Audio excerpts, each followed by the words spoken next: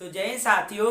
हम लोग पढ़ लेते हैं क्लास 10th भूगोल। ठीक है, हम लोग क्या पढ़ लेते हैं? क्लास 10th भूगोल इकाई 1 का खंड को पढ़ रहे थे, भारत संसाधन एवं उपयोग।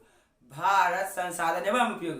तो इसमें जितने भी क्वेश्चन थे हमने आपको सब बता दिया, समझा दिया और लिखा भी दिया। ठीक है, संसाधन किसे कहते हैं, मानविक संसाधन है कैसे, ठीक है, संसाधन किस तरह देश की अर्थव्यवस्था को बरकरार करता है। ठीक है, उसका संसाधन का वर्गीकरण कितने प्रकार से उसको बांटा गया है उसके बारे में पढ़ ले। ठीक है, उसके बाद पढ़े संसाधन नियोजन क्या है, भारत में संसाधन नियोजन कैसे किया गया है, और संसाधन संरक्षण क्या है, और सतत विकास की अवधारणा क्या है। इन सभी के बारे में हमने आपको मतलब कि पिछले वीडियो में बता दिया। ठीक है, तो आज जो देखने वाले हैं, जो कुछ बचा हुआ चीज था आज उसको पढ़ाने वाला, और आज जो पढ़ाएंगे आपका ये, तो आपका खंड को ज्योग्राफी का भूगोल का खत्म हो जाएगा। ठीक है, तो आज हम लोग देखने वाले संसाधन संरक्षण, जो हम लोगों ने पढ़ा थी कि संसाधनों का सावधानी पूर्वक उपयोग करते हुए भविष्य के लिए बचा के रखना ही संसाधन संरक्षण कहलाता है।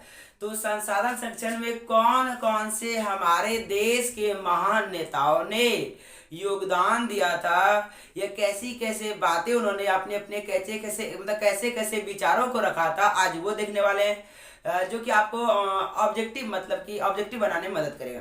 और हमारे देश के साथ अंतर्राष्ट्रीय स्तर पर किस प्रकार संसाधन नियोजन या संसाधन संरक्षण की बात चली थी, उसके आज पढ़ने वाले। ठीक है, तो पहला देखिए हमने नोट में लिख दिया, आपका सबको मुख्य बात के रूप में लिख दिया है कि आप अगर इसको लिख लेते हैं तो आपका ऑब्जेक्टिव का काम हो जाता है। ठीक है, पाछे का तो ऑब्जेक्टिव पढ़ना है, कुछ ऑब्जेक्टिव 20 से भी दिया जाता है, इसलिए इसको हमने लिख दिया। ठीक है, पहला ये है जो लिखे हैं कि संसाधन संरक्षण के लिए, संसाधन संरक्षण के लिए हमारे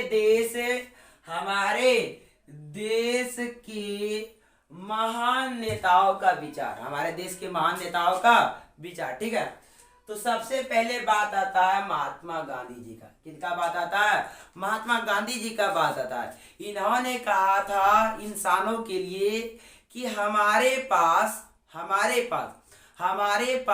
पेट भरने के लिए तो बहुत कुछ है, हमारे पास पेट भरने के लिए तो बहुत कुछ है, मगर पेटी भरने के लिए कुछ नहीं है। हमारे पास पेट भरने के लिए बहुत कुछ है, लेकिन पेटी जमा करके रखना चीज जानते हैं ना, पेट यानी कि पेट।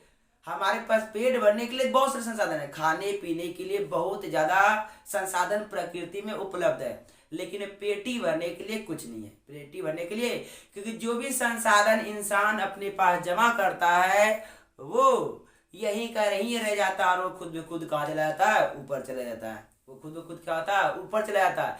क्योंकि इंसान की जो ये लालसा होती है, जिसको स्वार्थी कहा जाता है, जो कि अपनी लालच बनाए रखता है, वो लालच बनाए रखने के कारण मन जो होता है उसको जितना देते वो उतना और खुशता, जितना देते हो उतना और खोजता और खोजता और खोजता। अगर 10 दिया है तो कल 20 खोजता है, परसों 100 खोजता है, उसके अगले दिन 100 से 200, 200 से 400। मतलब कि मन कभी संतुष्ट होता नहीं है, मन कभी संतुष्ट नहीं होता। तो इसी बात को लेकर के महात्मा गांधी जी ने संसाधन संरक्षण के लिए एक बात इन्होंने कहा कि हमारे पास पेट भरने के लिए बहुत कुछ है, मगर पेटी मतलब बचा के रखने के लिए कुछ नहीं है। बचा के रखने के लिए हमारे पास कुछ नहीं है। तो यह कथन किसने कहा था? तो यह कथन कहा था महात्मा गांधी जी। यह बात किसने कहा था? तो यह बात कहा था महात्मा गांधी जी। बस क्वेश्चन ये पूछता है कि हमारे पास पेट भरने के लिए बहुत कुछ है, लेकिन पेटी भरने के लिए कुछ नहीं। यह किनका कथन है? यह किनका कथन है? आपको ऑप्शन दे दिया जाता है, तो यह किनका कथन है? तो महात्मा गांधी जी। किनका कथन है? तो महात्मा गांधी जी का कथन है। ठीक है, दूसरा देखिए क्या है। दूसरा आपका नर्मदा बचाओ अभियान। दूसरा क्या आपका? नर्मदा बचाओ अभियान। नर्मदा बचाओ, नर्मदा एक नदी का नाम। नर्मदा क्या है? एक नदी का नाम है, जो कि गुजरात में है। कहाँ है? गुजरात में। अगर आप सुने होंगे कि जो कि सरदार वल्लभ भाई पटेल, सरदार वल्लभ भाई पटेल भारत का एकीकरण जो किया था, तो सरदार वल्लभ भाई पटेल जी का जो स्टैचू जो बनाया गया है गुजरात में 182 मीटर का, तो वो नर्मदा नदी के किनारे ही बनाया गया। कहाँ बनाया गया? नर्मदा नदी के किनारे बनाया गया। तो नर्मदा नदी बचाने का उद्देश्य ये था कि नर्मदा नदी को वहाँ के जो उद्योगपति होते थे और भी जो बहुत सारे लोग होते वो कूड़ा करकट फेंक करके उनको प्रदूषित कर रहे थे। क्या कर रहे थे? प्रदूषित कर रहे थे। तो वही नर्मदा नदी को जो बचाने का काम किया, मतलब उसको साफ सुथरा बनाए रखने का जो काम किया वो किसने किया? मेधा पाटेकर जी ने। किसने? मेधा धो है, ठीक है, मेधा पाटेकर जी ने। किसने किया था? मेधा पाटेकर जी ने। तो आपसे क्वेश्चन पूछा जाएगा, नर्मदा बचाओ अभियान किसने चलाया है? नर्मदा नदी, नदी जैसे गंगा नदी है ना, उस नर्मदा नदी। तो आपसे क्वेश्चन पूछा जाएगा कि नर्मदा नदी बचाओ अभियान किसने चलाया? तो नर्मदा नदी बचाओ अभियान किसने चलाया? तो मेधा पाटेकर जी ने। मेधा पाटेकर जी, ठीक है। ये आपका दूसरा क्वेश्चन है, ठीक, बीच का। तीसरा देखिए क्वेश्चन क्या आपका, ये तो हमको लगता है आपको शायद पता होगा। क्वेश्चन ये पूछता है कि चिपको आंदोलन किसने चलाया? चिपको आंदोलन किसने चलाया? चिपको आंदोलन किसने चलाया? तो चिपको आंदोलन जो था वो सुंदरलाल बहुगुणा जी ने चलाया था। चिपको आंदोलन किसने चलाया था? तो सुंदरलाल बहुगुणा जी ने चलाया था। अब ये चिपको आंदोलन है क्या और ये किससे संबंधित है? ठीक है, तो चिपको आंदोलन हमारा वृक्ष से संबंधित है, ठीक है। चिपको आंदोलन किससे संबंधित है? तो वृक्ष से। चिपको आंदोलन किससे संबंधित है? तो वृक्ष यानी कि पेड़ पौधे से संबंधित है। पेड़ पौधे से संबंधित है, पेड़ पौधे से। इसकी और भी बहुत सारी कहानियां हैं कि जब वृक्षों का, पेड़ पौधों का ज्यादा कटाई हो रहा था, ज्यादा कटाई ज्योग्राफी में अलग बताया जाता है, और फिर इकोनॉमिक्स जो आपका इसमें आपका सिविक्स का जो होता है पॉलिटिकल साइंस, उसमें अलग बताया जाता है कि ठेकेदारों ने जब पेड़ों को किसी संस्था के पास भेज दिया, तो वो जो संस्थान लोग जो होते थे वह पेड़ों को काट करके कोई अलग से, मतलब कुछ अलग वस्तुएं बनाते थे। जो आदिवासी उस जंगल में रहते थे, उनको ही वो पेड़ काटने का क्या था? मनाया था। जो आदिवासी उस जंगल में रहते, उन्हीं आदिवासी को पेड़ काटने का मनाही था, और बाहरी लोगों को ठेकेदार पेड़ को बेच देते थे। और ऐसा बात नहीं वो आदिवासी पेड़ को काट लेते थे, बस आदिवासी थोड़ी सी चीजों का उपयोग करते थे। पेड़ का जो टहनिया सब होता था उसको तोड़ करके अपने कृषि जनित औजार को बनाते थे। जैसे कि जो कृषि में जो जिन औजारों का जो उपयोग होता है उसमें देखिए लकड़ी भी लगा होता है ना, चाहे कुदाल हो, खुरपा हो, या और जो हसिया हो, जो ये सब जो चीज होते हैं कृषि से जुड़े हुए, तो उसमें भी देखिए आप लकड़ी का उपयोग किया जाता ना। तो आदिवासी लोग इतना चीजों का उपयोग करते थे, तो ये भी उनको उपयोग करने के लिए नहीं दिया जाता। तब आदिवासियों ने क्या किया था? ठेकेदारों का विरोध किया था। अब विरोध करने का तरीका इनका क्या था? तो ये जाके पेड़ों से चिपक जाते थे। ये जाकर के पेड़ों से क्या होते थे? चिपक जाते थे। अगर आप पेड़ को काटिएगा तो पहले हमको काटिए, तब जाके पेड़ को काटिए। ये लोग ऐसे महान लोग थे जिन्होंने पहले वाला कहा, अगर पेड़ को काटना है तो पहले हमको काटिए, अगर आरी चलेगी तो पहले हम पे चलेगी, तब जाके पेड़ पे चलेगी। तो ये लोग जाके पेड़ों से चिपक जाते थे। इसके नेता कौन थे? तो इसके नेता थे सुंदरलाल बहुगुणा जी। इसलिए इस आंदोलन का नाम भी दिया गया चिपको आंदोलन। क्या नाम दिया गया? चिपको आंदोलन। हमको लगता है आप इस बात को समझिए, ठीक है। तो आपसे क्वेश्चन पूछा जाएगा, चिपको आंदोलन किसके द्वारा चलाया गया? तो सुंदरलाल बहुगुणा के द्वारा। किनके द्वारा चलाया गया था? सुंदरलाल बहुगुणा के द्वारा। आपसे यह भी पूछा जाएगा, चिपको आंदोलन किससे संबंधित है? तो पेड़ पौधे तथा वृक्ष से संबंधित है। वृक्ष यानी कि पेड़ पौधे संबंधित है, ठीक है। चौथा देखिए आपका क्या है, ये आपका तीसरा हुआ। चौथा आपका है वर्षा जल संचय अभियान। चौथा आपका क्या है? वर्षा जल संचय अभियान। आपसे क्वेश्चन पूछा है, वर्षा जल संचय अभियान किसके द्वारा चलाया गया? तो वर्षा जल संचय अभियान जो था वो हमारे संदीप पांडे के द्वारा चलाया गया। किसके द्वारा चलाया गया? संदीप पांडे द्वारा। अब ये वर्षा जल संचय क्या है, इसको भी समझिए, ठीक है। वर्षा के जल को संचित, मतलब कि जमा करके रखना ही वर्षा जल संचय कहलाता है। वर्षा के जल को संचित करके यानी कि जमा करके रखना ही क्या कहलाता है? वर्षा जल संचय कहलाता है। अभी हमारे देश की बहुत से राज्यों की कंडीशन बहुत ही खराब है, स्थिति खराब है। किसको लेकर के? तो जल को लेकर के। किसको लेकर के? तो जल को लेकर के। बहुत से राज्य ऐसे हैं जहाँ पीने हेतु भी अच्छी जल नहीं मिलती है, तो इतनी इतनी विभीषिका को देखते हुए, ऐसी स्थिति को देखते हुए, भविष्य में और ऐसी भयावह स्थिति ना बन जाए, इसी को देखते हुए संदीप पांडे जी ने वर्षा जल संचय का अभियान चलाया। वर्षा जल संचय का अभियान, इसके बहुत तरीके थे। आप तालाब बनाकर वर्षा के जल को संचित करके रख सकते हैं। आप जो वर्षा जो होता है, वो वर्षा जो आपके छतों में पड़ता है, छत के बाद तो नीचे हो जाता है, नीचे नाली, नाली से नदी, नदी से वो चले, मतलब कि आप उस पानी को बचा के नहीं रख पाते, वो बर्बाद हो जाता है।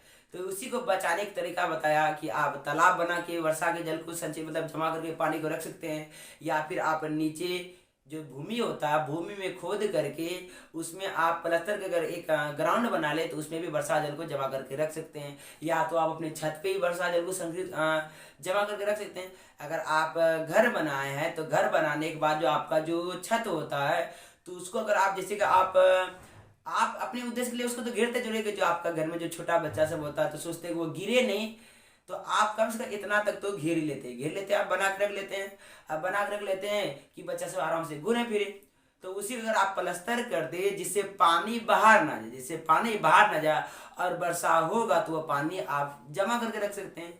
और उस पानी का उस जमा किए हुए पानी का आप विभिन्न क्षेत्रों में कर सकते हैं। आप जैसे कि पैर हाथ धोने में कर सकते हैं, आप कपड़े धोने में कर सकते हैं, आप पशुओं को जो गाय माल की जो चीज़ें होती हैं, कुट्टी देना, ये देना, और भी चीज़ें जो होते हैं, उसमें आप जमा किए हुए पानी का उपयोग कर सकते हैं। क्या कर सकते हैं ना, साफ सफाई में कर सकते हैं उस पानी का, मतलब आपका अधिक से अधिक कम वो पानी कर देगा। अगर आप पानी वर्षा जल को जमा करके रखते हैं तो वहाँ कर सकते हैं, नीचे कर सकते हैं, तालाब बनाकर कर सकते हैं। तो वर्षा जल संचय अभियान किसने चलाया, तो संदीप पांडे जी ने, ठीक है। उसके बाद बात है आपका किसका, तो देखिए नीचे हमने लिखा है कि गांधी जी मशीन द्वारा उत्पादन के घोर विरोधी थे। गांधी जी मशीन द्वारा उत्पादन के क्या थे, घोर विरोधी थे। अब देखिए ये बात इन्होंने कहा, ये क्वेश्चन पूछता है, क्वेश्चन आपका ऐसे दिया रहता है कि बताइए कि ऐसे क्वेश्चन दिया था, मशीन द्वारा उत्पादन के घोर विरोधी कौन थे, मशीन द्वारा उत्पादन के घोर विरोधी कौन थे, ऑप्शन दे दिया जाएगा आपका चार्टो, ठीक है। तो मशीन द्वारा उत्पादन के घोर विरोधी कौन थे, गांधी जी थे। वो कभी नहीं चाहते थे कि अधिक से अधिक उत्पादन मशीन के द्वारा हो, अधिक से अधिक उत्पादन किसके द्वारा हो, मशीन के द्वारा हो। गांधी जी ये कभी नहीं चाहते थे, वो चाहते थे कि अधिक से अधिक उत्पादन इंसानों के हाथों से होना चाहिए, जिससे इंसान की कार्य क्षमता बना रहे, जिससे इंसान की कार्य क्षमता बना रहे, और संसाधनों का विदोहन भी ना हो, संसाधनों का उपयोग हो और अच्छी तरीके से हो, संसाधनों का विदोहन भी ना हो, मतलब संसाधनों क्या उपयोग हो और अच्छी तरीके से हो, और साथ ही साथ एक बड़ी सी जनसंख्या को एक रोजगार भी मिल जाए, साथ ही साथ एक बड़ी सी जनसंख्या को क्या मिल जाए, एक रोजगार मिल जाए। इसी बातों को सोच करके गांधी जी मशीन द्वारा उत्पादन के क्या थे, घोर विरोधी थे। विरोधी इसलिए थे क्योंकि इससे अत्यधिक जनसंख्या को बेरोजगारी हो जाता था, संसाधनों का ह्रास होता था, क्या, तो यही बातों को सोच के गांधी जी मशीन द्वारा उत्पादन के क्या थे, घोर विरोधी थे, ठीक है। ये आपका चौथा हुआ, ठीक है। पांचवा देखिए आपका क्या है, पांचवा आपका क्वेश्चन है जो कि पूछा गया, ठीक है ना। देखिए पांचवा है कि मानव एवं मशीन की शोषणात्मक दोहन मतलब बर्बाद की तरह, दोहन प्रवृत्ति डाकुओं की अर्थव्यवस्था कहलाता है। ये क्वेश्चन कई बार पूछा गया, क्वेश्चन देता है कि मानव एवं मशीनों की शोषणात्मक दोहन प्रवृत्ति क्या कहलाता है, मानव एवं मशीनों की शोषणात्मक दोहन प्रवृत्ति क्या कहलाता है, तो डाकुओं की अर्थव्यवस्था कहलाता है। डाकुओं क्या कहलाता है, अर्थव्यवस्था। इसलिए बोला गया क्योंकि मानव भी बहुत सारे संसाधन का इतना ज्यादा बर्बादी कर देता है, मानव भी बहुत सारे संसाधन की इतना ज्यादा बर्बादी कर देता है कि उस चीज की कमी हो जाती है हमारे वातावरण में। और मशीन तो आप जानते हो कितना संसाधन को, चाहे वो जल संसाधन की बर्बादी हो, वायु संसाधन की बर्बादी हो, या फिर आपका भूमि संसाधन की बर्बादी हो, या फिर वन संसाधन की बर्बादी, ये सभी संसाधनों की बर्बादी कौन करता है, ये मशीन। ये कौन, मशीन करता है। कौन करता है, मशीन। तो ये मानव और मशीन की जो शोषणात्मक प्रवृत्ति होती थी, दोहन करने की प्रवृत्ति, इसी को क्या नाम दिया, डाकुओं की अर्थव्यवस्था। डाकू का काम क्या होता है, लूटना, बर्बाद करना। डाकू का काम क्या होता है? डाकू का काम होता है लूटना, बर्बाद करना। बस वही तो काम कौन कर रहा है? मानव कर रहा है और मशीन कर रहा है। ये बर्बाद और लूटने का ही काम करते हैं। हम लोग लूटने का तो काम करते हैं, हम लोग प्रकृति में उपलब्ध सभी चीजों को ले लेते हैं और अपना बना लेते हैं। तो ये मानव और ये जो मशीन कर रहा है काम, लूटने का ही तो काम कर रहा है। इसीलिए मानव और मशीन की शोषणात्मक ध्वन प्रवृत्ति को डाकुओं की अर्थव्यवस्था कहा गया। डाकुओं की अर्थव्यवस्था कहा गया है, ठीक है। ये बात को भी आप समझिए। आगे हमने लिखा है संसाधन संरक्षण हेतु अंतर्राष्ट्रीय स्तर पर सम्मेलन। ये तो बात भारत में किए गए। ये जो संसाधन संरक्षण जो विचार व्यक्त की गई थी, जो अभियान सब चलाए गए थे, भारत के लोगों ने चलाया था। अब है संसाधन संरक्षण हेतु अंतर्राष्ट्रीय स्तर, ठीक ना, नेशनल लेवल पे, अंतर्राष्ट्रीय इंटरनेशनल लेवल पे, ठीक ना, अंतर्राष्ट्रीय स्तर पर सम्मेलन क्या क्या होता है सुनिए। तो सबसे पहले बात आता है यहाँ देखिए, संसाधन संरक्षण के लिए, संसाधन संरक्षण के लिए सर्वप्रथम 1968 ईस्वी में क्लब ऑफ रोम ने संसाधन संरक्षण की वकालत की थी। किसने? तो क्लब ऑफ रोम ने। क्लब ऑफ, ये विदेश की एक संस्था है। क्लब ऑफ रोम जो है वह विदेश की एक संस्था है। इन्होंने देखा कि संसाधन की अत्यधिक बर्बादी और विध्वंस हो रहा है, संसाधन की अत्यधिक बर्बादी और विध्वंस हो रहा, और इस बात के लेकर के कोई चर्चा ही नहीं कर रहा। इस बात को लेकर के कोई चर्चा ही नहीं करा। इन्होंने बहुत जगह देखा कि कहीं मतलब ऐसा स्थान जहाँ संसाधनों की अत्यधिक बर्बादी हो रही है, तो ऐसा स्थान जहाँ संसाधन एकदम मिला ही नहीं है, कुछ है ही नहीं। तो ये जब दोनों तरह की कंडीशन को देखा तो सबसे पहले क्लब ऑफ रोम ने संसाधन संरक्षण के लिए क्या क्या वकालत किया, क्या क्या वकालत कहने की मुद्दा उठाया कि संसाधन की बर्बादी पर रोक लगाया जाए। मुद्दा उठाया कि संसाधन की बर्बादी पर रोक लगाया जाए। तो कब मुद्दा उठाया गया था ये? तो ये मुद्दा उठाया गया था 1968 में। कब मुद्दा उठाया गया था? संसाधन संरक्षण हेतु अंतर्राष्ट्रीय स्तर पर यह मुद्दा कब उठाया गया था? 1968 में। कब? 1968 में, ठीक है। तो क्वेश्चन आपसे पूछा जाएगा कि अंतर्राष्ट्रीय स्तर पर सबसे पहले यह सर्वप्रथम संसाधन संरक्षण की वकालत किसने किया था? तो क्लब ऑफ रोम ने। क्लब ऑफ रोम ने कब किया था? 1968 में। 1968, ठीक है। दूसरा आपका देखिए क्या है, दूसरा 1974 ईस्वी में, दूसरा 1974 ईस्वी में सुमशेर की पुस्तक, ये भारत के व्यक्ति तो सुमशेर जी ने ना, सुमशेर की पुस्तक small is beautiful, small is beautiful पुस्तक क्या प्रकाशित है? 1974 ईस्वी में सुमशेर जी ने स्मॉल इज ब्यूटीफुल पुस्तक प्रकाशित किया। 1974 ईस्वी में सुमशेर जी ने स्मॉल इज ब्यूटीफुल पुस्तक क्या क्या प्रकाशित किया। इस पुस्तक में प्रकृति की सुंदरता का एकदम वर्णन किया गया। इस पुस्तक में प्रकृति की सुंदरता क्या किया गया? वर्णन किया। स्मॉल इज ब्यूटीफुल में प्रकृति की सुंदरता का वर्णन किया गया और किस तरह से उस सुंदरता खोए जा रहा है।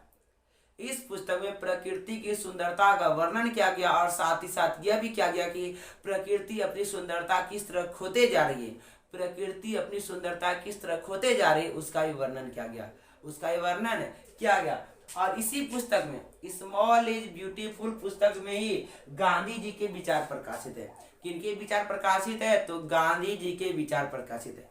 किनके विचार प्रकाशित है? तो गांधी जी के विचार प्रकाशित है। गांधी जी के विचार प्रकाशित है। तो आपसे क्वेश्चन पूछा जाएगा स्मॉल इज ब्यूटीफुल पुस्तक किसके द्वारा प्रकाशित किया गया? तो स्मॉल इज ब्यूटीफुल पुस्तक सुमशेर जी के द्वारा प्रकाशित किया गया है। कब किया गया है? तो 1974 में किया गया है। इसमें किसके विचारों को रखा गया है? तो इसमें महात्मा गांधी के विचारों को रखा गया है। तो हमको लगता है आप ये बात समझिए, ठीक है। ये पहले हम लोगों ने क्या पढ़ा? तो इससे पहले हम लोगों ने संसाधन संरक्षण के लिए हमारे देश के महान नेताओं ने कौन कौन से विचार प्रस्तुत किए, कौन कौन से नेताओं ने कौन कौन सा अभियान चलाया, उस बारे में पढ़ लिए। अंतर्राष्ट्रीय स्तर पर संसाधन संरक्षण हेतु कौन किसने वकालत किया, किसने पुस्तकें छापी, उसके बारे में पढ़ लिया, ठीक है। आगे देखने वाले हम लोग कि पर्यावरण संरक्षण हेतु जो सम्मेलन बुलाया गया था, पर्यावरण संरक्षण हेतु जो सम्मेलन बुलाया गया था, आज उसके बारे में पढ़ने वाले हैं। सम्मेलन जो बुलाया गया था आज उसके बारे में पढ़ने वाले। देखिए तो पर्यावरण संरक्षण हेतु देखिए, पर्यावरण संरक्षण हेतु 1900 देखिए पहला 1972 ईस्वी में पर्यावरण संरक्षण हेतु सर्वप्रथम स्टॉकहोम में, ठीक है, 1972 ईस्वी में पर्यावरण संरक्षण हेतु सर्वप्रथम स्टॉकहोम में, कहा स्टॉकहोम में विश्व शिखर सम्मेलन हुआ था। विश्व शिखर सम्मेलन कहाँ? तो स्टॉकहोम में। कहा स्टॉकहोम में। स्टॉकहोम कहाँ है? तो ये यूरोप में। कहा है? यूरोप में। कहा ये? यूरोप में। कहा? यूरोप में। तो 1972 या क्वेश्चन आपसे पूछा जाएगा कि सर्वप्रथम पर्यावरण संरक्षण हेतु सर्वप्रथम पर्यावरण संरक्षण हेतु विश्व शिखर सम्मेलन कब आयोजित किया गया था? सर्वप्रथम पर्यावरण संरक्षण हेतु विश्व शिखर सम्मेलन कब आयोजित किया गया था? तो 1972 कहाँ? तो स्टॉकहोम में। कहाँ? स्टॉकहोम में। कहाँ? स्टॉकहोम में। स्टॉकहोम कहाँ? तो यूरोप में। ठीक है, तो स्टॉकहोम में हुआ था। कहाँ हुआ था? स्टॉकहोम में। बोला है क्या? इसके बाद ही 5 जून को प्रतिवर्ष पर्यावरण दिवस मनाया जाता है। हम लोग जो मनाते हैं ना, प्रतिवर्ष पर्यावरण दिवस जो मनाते हैं, प्रतिवर्ष पर्यावरण दिवस जो हम लोग मनाते हैं, यह जो पर्यावरण दिवस मनाने का जो दिन की घोषणा की गई थी 5 जून को। कौन सा? 5 जून को। प्रतिवर्ष 5 जून को हम लोग पर्यावरण दिवस मनाते हैं, वृक्ष को बचाते हैं। ठीक है, तो पर्यावरण दिवस जो मनाते हैं, यह घोषणा कब जारी हुआ? तो ये 1972 में। कब हुआ था? 1972 में। पर्यावरण संरक्षण हेतु, पर्यावरण संरक्षण हेतु। ठीक है, तो इसको याद कर लीजिएगा। विश्व शिखर सम्मेलन पर्यावरण संरक्षण हेतु विश्व शिखर सम्मेलन कब आयोजित किया गया था? 1972 में। कहा? तो स्टॉकहोम में। कहा? स्टॉकहोम में। पर्यावरण दिवस कब मनाया जाता है? तो 5 जून को। प्रतिवर्ष 5 जून को पर्यावरण दिवस मनाया जाता है। ठीक है, अगला आपको क्या ध्यान देखिए। अब बात है, क्वेश्चन ज्यादा जो पूछा जाता है पहले लेसन से, खंडकों से, तो ये तीनों से। प्रथम पृथ्वी सम्मेलन, द्वितीय पृथ्वी सम्मेलन और तृतीय पृथ्वी सम्मेलन। प्रथम पृथ्वी सम्मेलन कब हुआ था? द्वितीय पृथ्वी सम्मेलन कब हुआ था? तृतीय पृथ्वी सम्मेलन कब हुआ था? प्रथम पृथ्वी सम्मेलन क्या कौन से तारीख को हुआ था? द्वितीय पृथ्वी सम्मेलन कौन से तारीख को हुआ था? तृतीय पृथ्वी सम्मेलन कौन से तारीख को हुआ था? क्योटो सम्मेलन क्या था? तो यहाँ से कितने प्रतिनिधियों ने भाग लिया था? तो ये सब क्वेश्चन यहाँ पे जाते हैं। ठीक है, तो आप याद कीजिएगा प्रथम पृथ्वी सम्मेलन। ठीक है, प्रथम पृथ्वी सम्मेलन 1992 में हुआ था। प्रथम पृथ्वी सम्मेलन 1992 में रियो डी